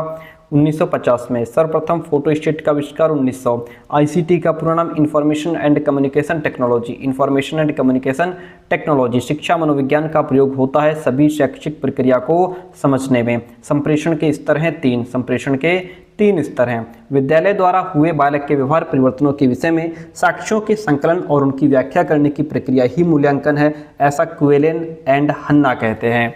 मूल्यांकन प्रयोग किया जाता है। मूल्यांकन ये BS ब्लूम आयाम में प्रयोग किया जाता है। शिक्षण के विकासात्मक प्रतिमान को विकसित करने का श्रेय जीन पियाजे को जाता है। सूझ प्रतिमान विकसित किया था प्लेटो ने। दार्शनिक शिक्षण प्रतिमान के उदाहरण कौन है? जैसे प्रभाव प्रतिमान, सूझ प्रतिमान, नियम प्रतिमान, ये सभी दार्शनिक शिक्षण प्रतिमान के उदाहरण हैं। ऑप्शन डी राइट हो गया। NCF का पूरा नाम नेशनल करिकुलम फ्रेमवर्क है। NCT की स्थापना 1995 में हुई थी। मूल्यांकन आयाम प्रारंभ हुआ 1960 में। डेविस आयाम का दूसरा नाम प्रबंधन आयाम है। क्या है? प्रबंधन आयाम। हार्बर्शियन अप्रोच जो है यह 1960 के पहले प्रारंभ हुआ। मूल्यांकन आयाम का दूसरा नाम ब्लूम आयाम है। क्या है? ब्लूम आयाम। व्यापक मूल्यांकन पाठ्यक्रम प्रतिमान हिल्दा टाबा के द्वारा शुरू किया गया। सरल पाठ्यक्रम प्रतिमान का विकास 1976 में हुआ। एकीकृत पाठ्यक्रम वो पाठ्यक्रम है जिसमें विषयों के बीच कोई अवरोध, रुकावट अथवा दीवार नहीं होती। हैंडरसन ने कहा। किसने कहा? हैंडरसन ने। ठीक है, अब यहाँ से जो 2023 का क्वेश्चन पेपर है, आइए इसको समझते हैं। चलिए, बचाव निदान का उच्चतम स्तर है। किसने कहा? रॉस ने कहा। यह ऑप्शन गलत है। किसने कहा? रॉस ने कहा। ऑप्शन ए राइट हो जाएगा। सर्वप्रथम सांख्यिकी शब्द का उपयोग किया गया जर्मन वैज्ञानिक द्वारा। शब्द स्टेटिस्टिक्स शब्द बना हुआ है स्टेटस से। किससे बना हुआ है? स्टेटस से। सांख्यिकी अनुमान और संभावनाओं का विज्ञान है। बोर्डिंगटन का स्टेटमेंट है।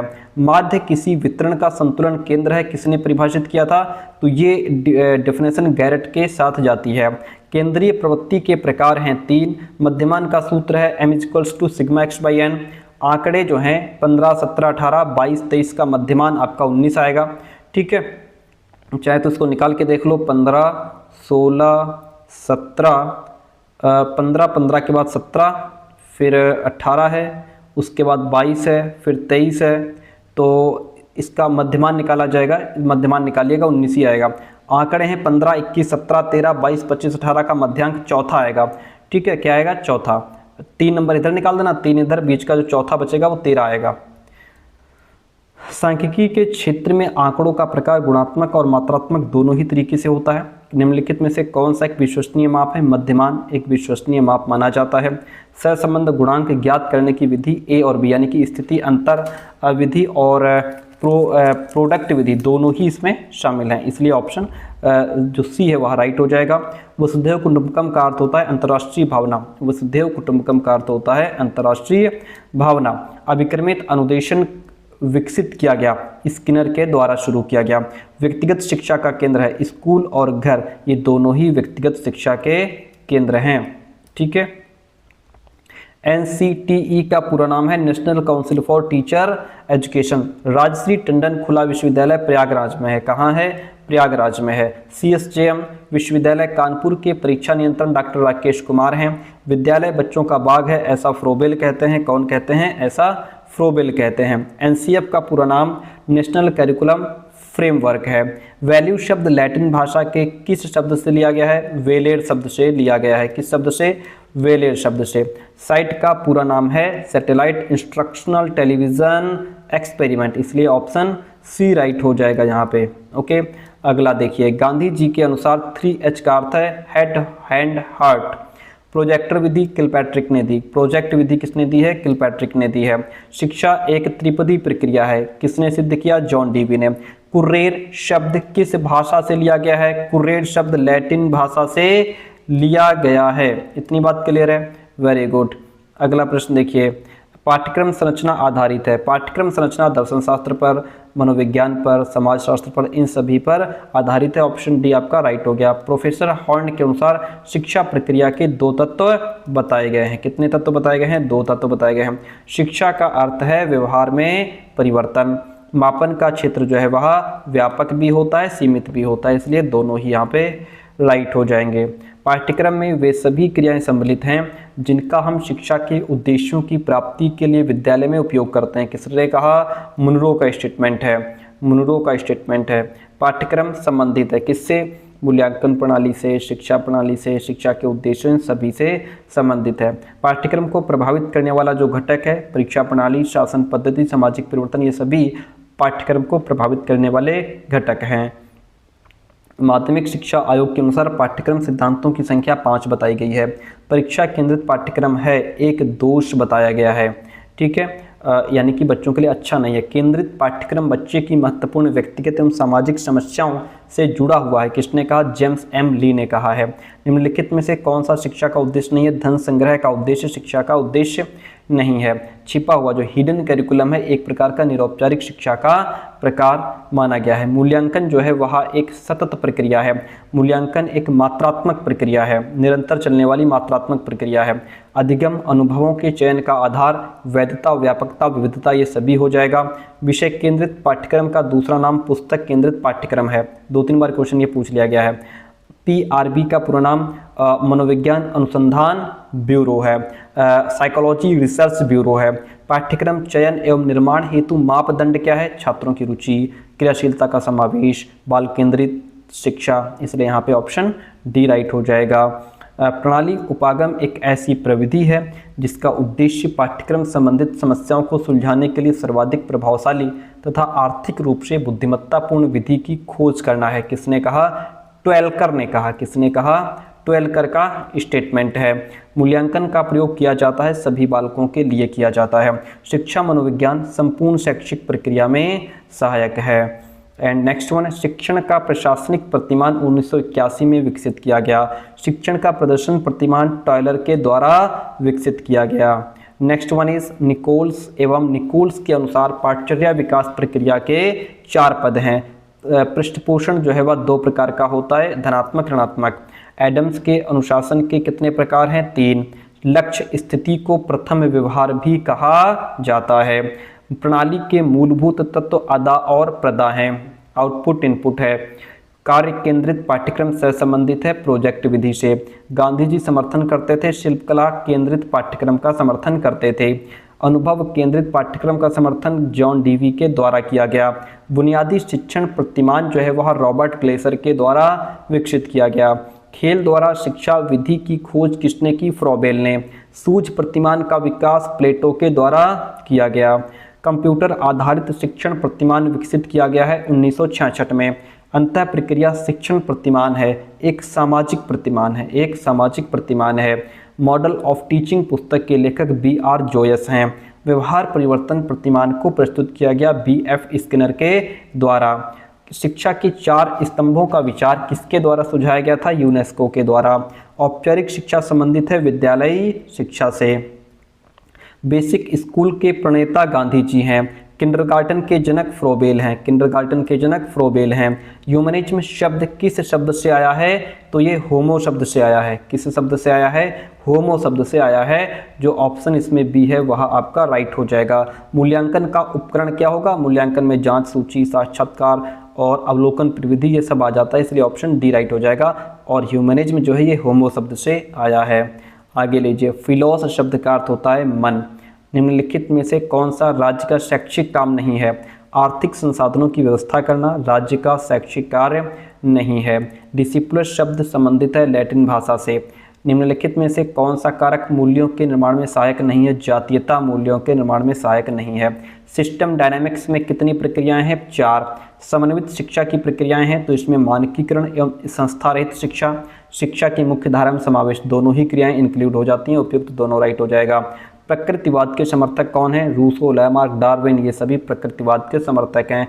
पुरस्कार एवं दंड क्या है? यह अभिप्रेरणा की एक विधि है, बच्चे को मोटिवेट करने की विधि मानी गई है। अधिगम क्रियाओं एवं अनुभवों द्वारा होने वाला व्यवहारिक परिवर्तन है, ऐसा गेट्स कहते हैं। ब्लूम के अनुसार ज्ञानात्मक विकास को कितने वर्गों में बांटा गया है? 6 वर्गों में बांटा गया है। सरल पाठ्यक्रम प्रतिमान 1976 में विकसित हुआ। यूनेस्को में ई अक्षर निम्नलिखित में से किसके लिए प्रयुक्त हुआ है? एजुकेशन के लिए प्रयुक्त हुआ है। OHP का पूरा रूप है overhead projector. Overhead projector. Photostat का सर्वप्रथम जो प्रारंभ हुआ वो फ्रांस नहीं USA में हुआ। USA मान के चलिए, ठीक है, USA ही आंसर में आप टिक लगाइए। www का पूरा नाम वर्ल्ड वाइड वेब है, वर्ल्ड वाइड वेब है। CCTV का पूरा नाम क्लोज सर्किट टेलीविज़न है। ICT का पूरा नाम है इंफॉर्मेशन एंड कम्युनिकेशन टेक्नोलॉजी। मनुष्य के मध्य अर्थपूर्ण अंतःक्रिया की प्रक्रिया संप्रेषण है, किसने कहा? मैकफॉर्लैंड ने कहा है। मैकफॉर्लैंड ने कहा है। उपयोगिता के अनुसार संप्रेषण के स्तरों की संख्या 5 है।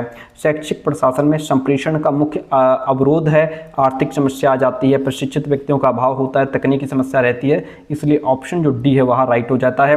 सूक्ष्म शिक्षण का प्रयोग कौशल स्किल्स डेवलप के लिए होता है। और जो माइक्रो टीचिंग है ये फीडबैक का एक मेथड है, इससे फीडबैक मिलता है। वृहद शिक्षण का प्रयोग होता है एक सामान्य चक्रकाल के लिए।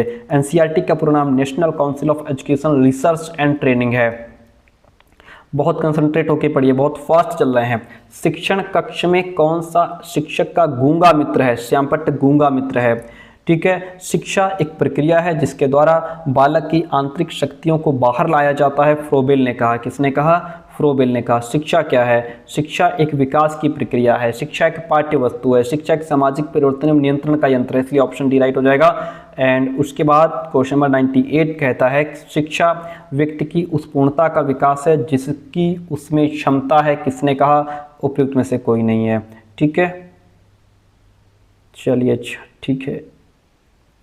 ऑप्शन में तो है उपरोक्त में से कोई नहीं, लेकिन इसका राइट आंसर टीपी नन हो जाएगा।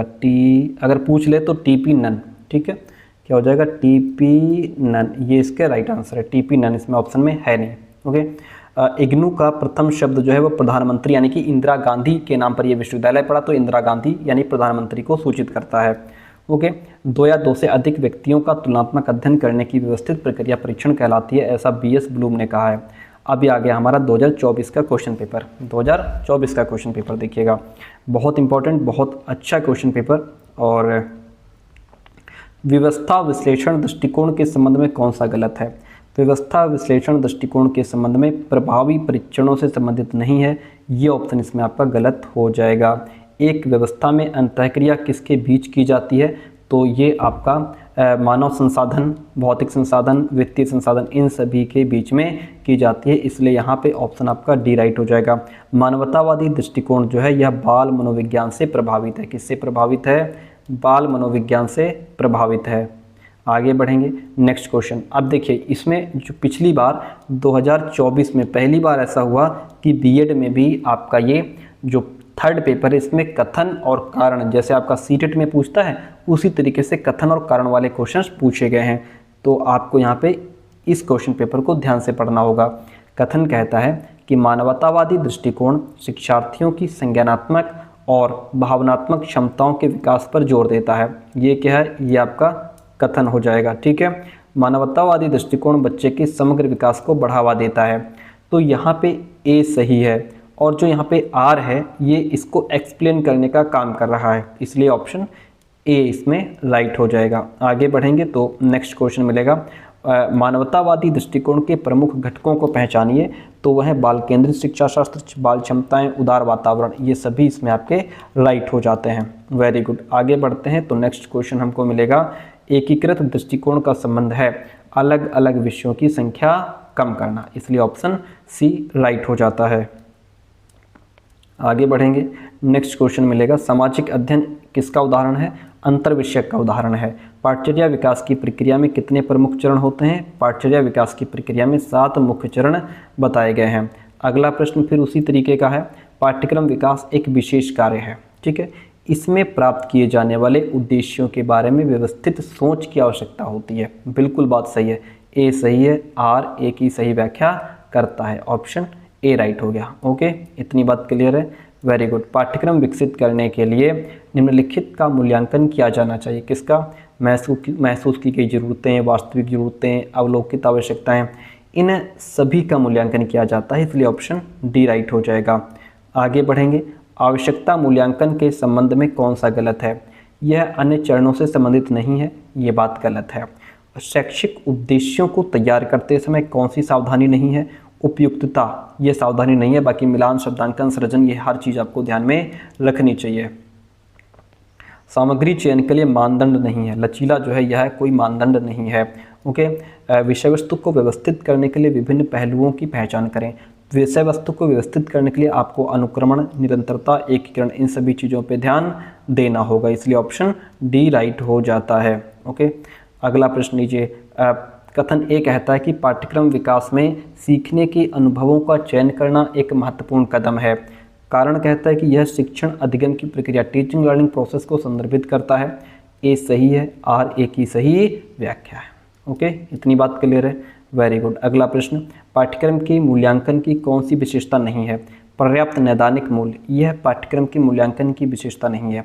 पाठ्यक्रम के मूल्यांकन में विभिन्न घटकों की सूची बनाएं, तो इसमें उद्देश्य, सामग्री, तरीके, सब चीज़ें इसमें इंक्लूड हो जाती हैं। ओके, अगला है विकास ट्राई आउट एक कदम है, यह पाठचर्या विकास का एक कदम है।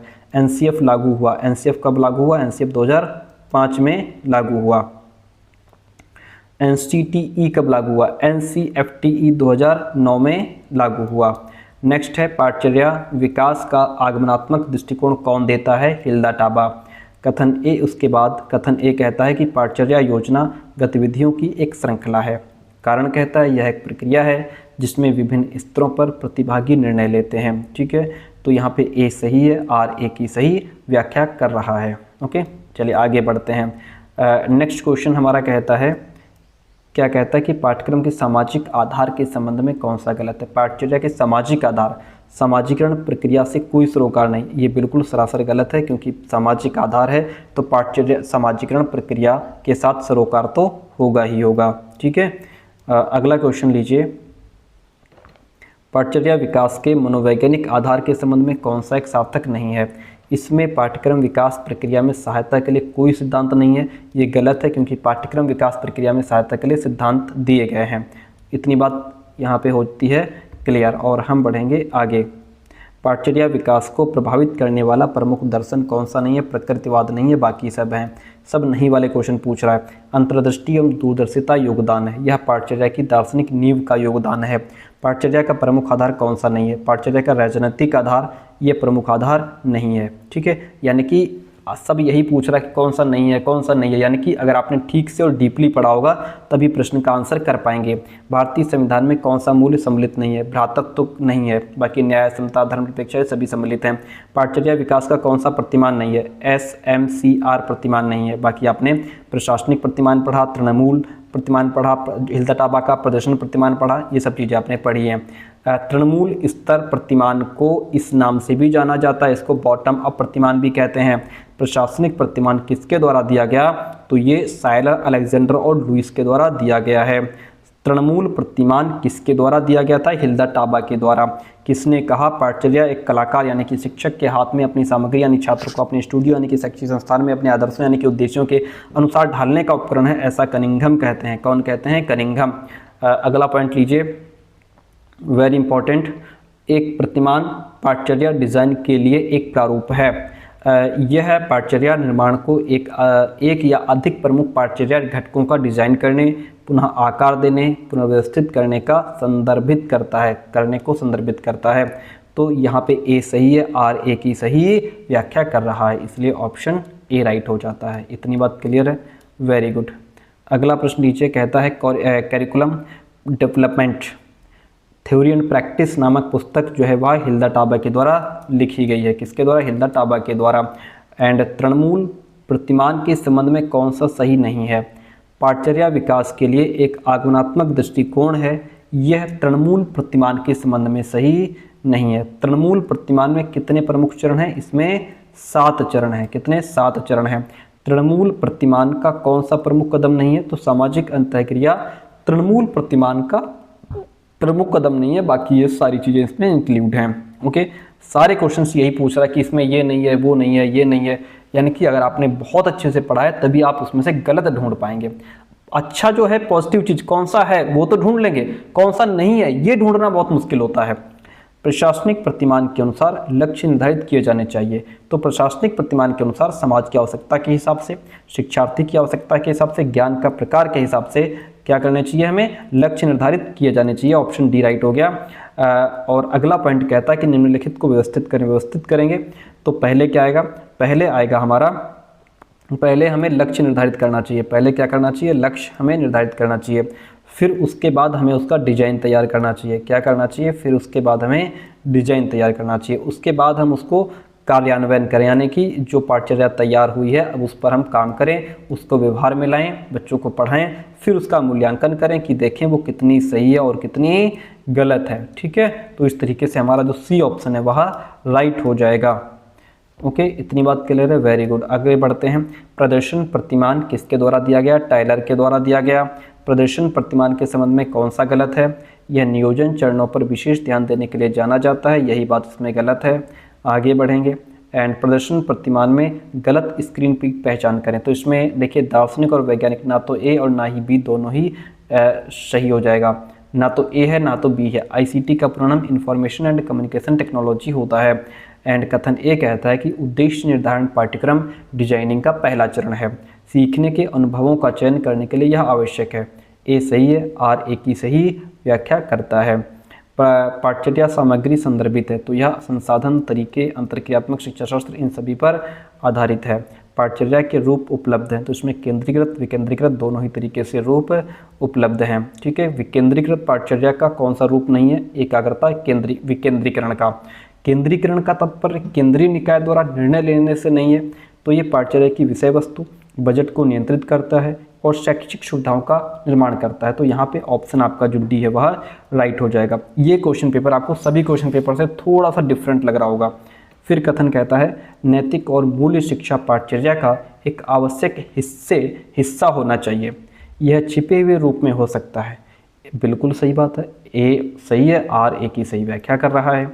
पाठ्यचर्या शब्द इस रूप में परिभाषित किया जा सकता है कि पाठ्यचर्या शब्द जो है सांस्कृतिक संरक्षण, असंगति कार्य एवं अवधारणाएं, सामाजिक पुनर्संरचना हेतु एक मुद्दा है। तो ये सभी को संदर्भित कर रहा है, डिफाइन कर रहा है। पाठ्यचर्या संपूर्ण शैक्षिक प्रक्रिया का एक सार्थक भाग है। पाठ्यचर्या किंडरगार्टन से उच्च स्तर तक रहता है। ए सही है, आर ए की सही व्याख्या नहीं है। पाठ्यचर्या के कॉन्सेप्ट के संदर्भ में कौन सा गलत है? देखिए यह मूल्यांकन से संबंधित नहीं है, ये बात गलत है, जबकि यह मूल्यांकन से संबंधित है, इसमें मूल्यांकन किया जाता है।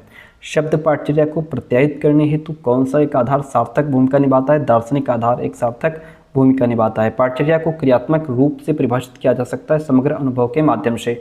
पाठ्यचर्या माध्यम नहीं है। विध्वंसात्मक गतिविधियों में विद्यार्थियों को लगाना पाठ्यचर्या माध्यम नहीं है। पाठ्यचर्या का शाब्दिक अर्थ है रनवे, दौड़ का मैदान।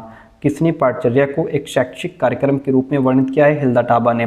पाठ्यचर्या का कौन सा एक तत्व नहीं है? प्रशासनिक हस्तक्षेप नहीं है। कथन ए कहता है कि पाठ्यचर्या कलाकार के हाथों में एक उपकरण है। पाठ्यचर्या केवल अध्ययन पाठ्यक्रम के विषय में है। यहाँ पे ए सही है और आर ए की सही व्याख्या नहीं है। ऑप्शन बी राइट हो जाएगा। किसने कहा कि पाठ्यचर्या एक क्रिया योजना अथवा लिखित दस्तावेज है जो कि वांछित उद्देश्यों की प्राप्ति हेतु रणनीतियों को सम्मिलित करता है? हिल्दा टाबा ने कहा है। कौन सा एक पाठ्यचर्या द्वारा किया जाने वाला कार्य नहीं है? आलोकतांत्रिक अभिवृत्ति का विकास पाठ्यचर्या द्वारा किया जाने वाला कार्य नहीं है। निम्न पर विचार कीजिए और सही वाक्य की पहचान कीजिए। देखिए पाठ्यक्रम पाठ्यचर्या का एक भाग है, ये बात बिल्कुल सही है।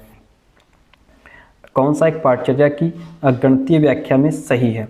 देखिए पाठ्यक्रमिक, सह पाठ्यक्रमिक, अतिरिक्त पाठ्यक्रमिक, जीवन बराबर जीवन अनुभव, ये बिल्कुल सही स्टेटमेंट है। ऑप्शन ए राइट हो जाएगा।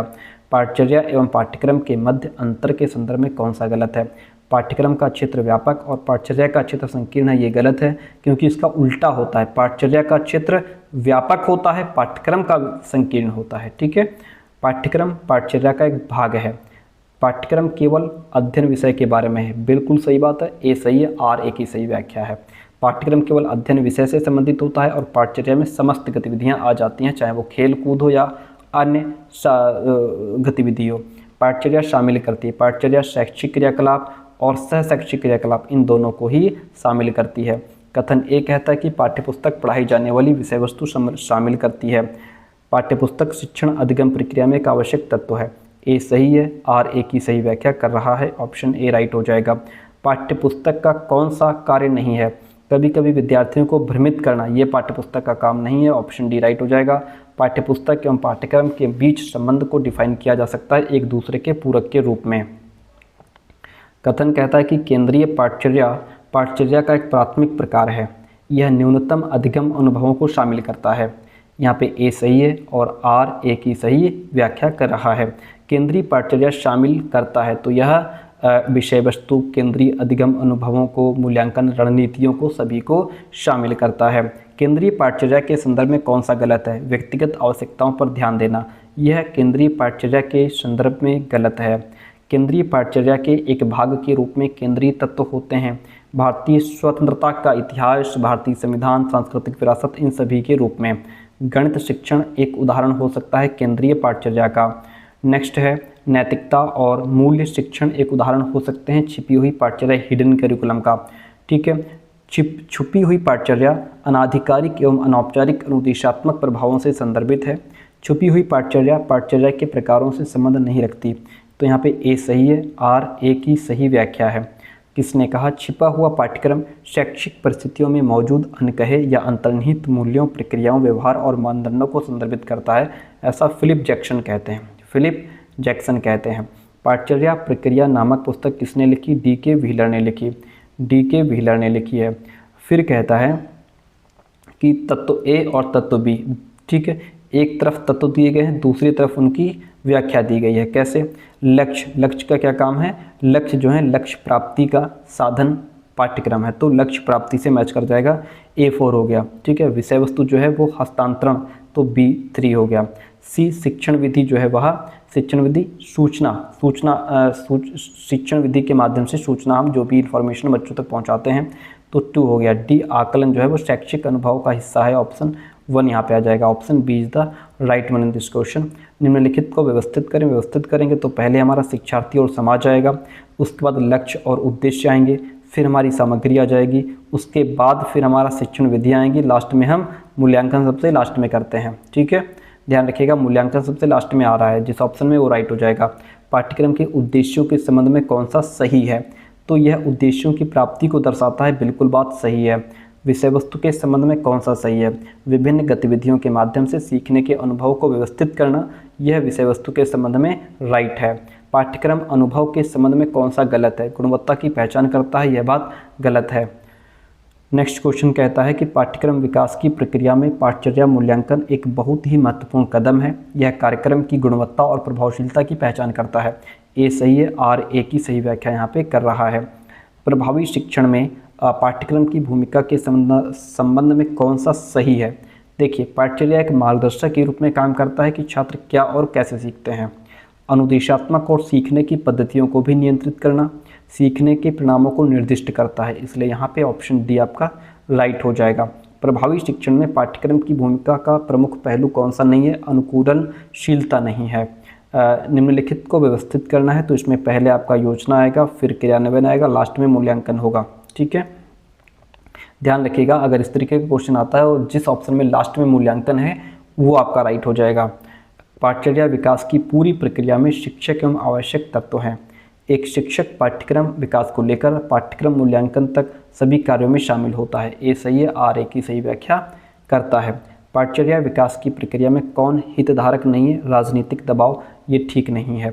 पाठचर्या विकास का कौन सा सिद्धांत नहीं है? व्याकुलता का सिद्धांत नहीं है। बाल केंद्रित सिद्धांत के संबंध में कौन सा गलत है? प्रकृति में आधिकारिक, ये बाल केंद्रित सिद्धांत के संबंध में गलत है। विषय केंद्रित पाठ्यक्रम का कौन सा लाभ नहीं है? व्यक्तिगत मतभेद। गतिविधि केंद्रित पाठ्यक्रम में शामिल नहीं है। विषय और निर्देश आधारित पाठ्यक्रम गतिविधि केंद्रित पाठ्यक्रम में शामिल नहीं है। पाठ्यक्रम के लिए समुदाय केंद्रित दृष्टिकोण समुदाय के लिए फ़ायदेमंद हो सकता है। यह सांप्रदायिक और सामाजिक आवश्यकताओं पर आधारित है। ए सही है, आर ए की सही व्याख्या है। पाठचर्या विकास के लिए कौन सा दृष्टिकोण नहीं है? शैक्षणिक। एक प्रणाली में शामिल नहीं है गतिविधि। ठीक है, तो निम्नलिखित को व्यवस्थित कीजिए। पहले नंबर पे इनपुट आएगा, फिर प्रक्रिया आएगी, फिर आउटपुट आएगा, यानी कि पहले हम इनपुट डालेंगे, फिर उसमें प्रोसेस चलेगा, फिर उसका आउटपुट निकलेगा। जॉर्ज ब्यूचैम्प द्वारा वर्णित शैक्षिक प्रणाली का कौन सा घटक नहीं है? मूल्यांकन नहीं है। ठीक है, आज का लास्ट क्वेश्चन कहता है कि एक प्रणाली में कई भाग या घटक शामिल होते हैं। एक प्रणाली लक्ष्यों और उद्देश्यों को प्राप्त करने के लिए काम करती है। यहाँ पे ए सही है, आर ए की सही व्याख्या करता है, तो यहाँ पे ऑप्शन ए राइट हो जाएगा। प्यारे दोस्तों, जो आपका योगा के शॉर्ट नोट्स भी हमने पहले ही वीडियो बना दिया 2 दिन पहले, और योगा के MCQs का भी पहले ही हमने वीडियो बना दिया है। तो अब आप वेट ना करें कि सर आप क्लास नहीं दिए, इससे ऊपर क्लास देखिए, चेक कीजिए, मिल जाएगी आपको। 2 दिन पहले हमने योगा की क्लासेस दोनों शॉर्ट नोट्स और MCQs करवा दिए हैं। ठीक है, तो वो आप कर लीजिए। ठीक है, thank you, best of luck, thank you so much. मिलते हैं बहुत जल्दी नेक्स्ट क्लास में।